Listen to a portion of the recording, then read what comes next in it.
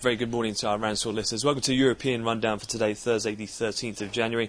It's going through 11 o'clock now here in London. A check around the markets, and in terms of the major focus, again, was on peripheral debt auctions, this time out of Spain, in the issue of sovereign debt. That went through successfully, as we saw with Portugal and also Greece earlier in the week, and as such we've seen continued outperformance from the Spanish banks such as Santander and BBVA, both posting gains individually of around 5%, with the Spanish IBEX index already outperforming up around 2% in the cash bourses against the DAX, which is roughly flat at the moment.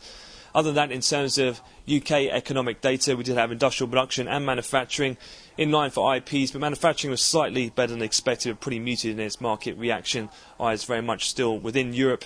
Peripheral bond yield spreads, although off their tightest level, are still narrower on the day.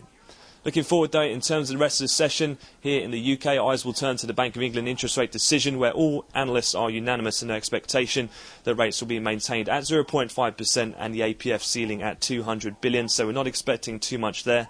Neither that from the ECB rate decision, where rates are largely expected to be maintained at 1%. The press conference then will take precedence, as it has done for several months now. Trichet will likely be questioned on the rising inflation situation in the Eurozone, as well as the ongoing sovereign debt crisis and their bond buying programme. Other than that, in terms of US data, we'll have the weekly jobless numbers. Other than that as well, US trade balance, PPI numbers, and then later we'll have 13 billion and a 30-year note auction from the US Treasury. So that concludes the morning update. We'll have another update, the cash close in Europe this afternoon. So for the time being, have a great trading day.